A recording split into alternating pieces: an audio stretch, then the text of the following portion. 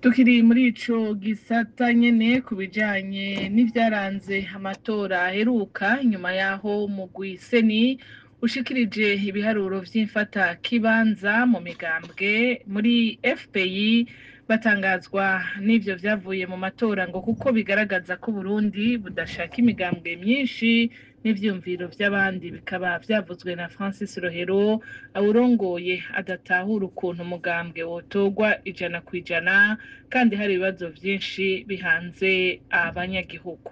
Kubw'umugambwe FPI nta kidutangaza na kimwe, si ibiharuro twahawe na gatonyi vy'amatora, n'ubutumwa budasanzwe, ubutumwa buhambaye twashikirijwe n'ubutegetsi n'umugambi uri ku butegetsi.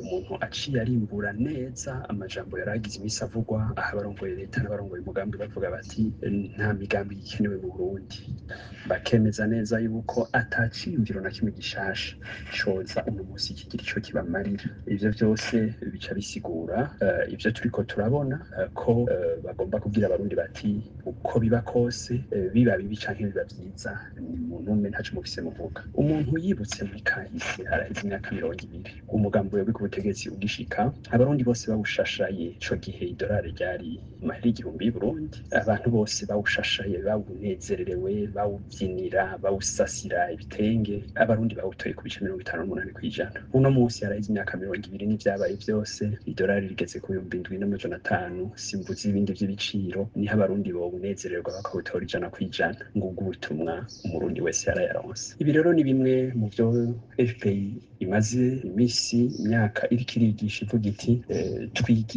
twigishe tugarukane ikiriko kiratakara ntikigende mazima yonga, imico y'uburongozi, ubuntu, ubushingantahe n'ubugabo. Abarundi basubire bakogwe ko bamenye ico bimaze. Nta politiki ishoboka, nta kintu na kimwe kizova gishobotse muri ubu Burundi, nta na kimwe iyo hatakaye ubuntu, iyo hatakaye imico ituma umuntu amenya kuwundi ari umuntu. Ngibi ibintu twebwe turimbura muri aya matora twatahuye, kandi bitagiye kuduca intege namba, kuko tugiye kubandanya igikorwa cacu yagwa itagwa uko vyoba kose. Turi ku kivi, kandi umurundi wese ubu natahure amenye ko iki gihugu gikeneye indongozi z'ukuri zifise umutima udasanzwe kugira kive mu ngorane kirimo.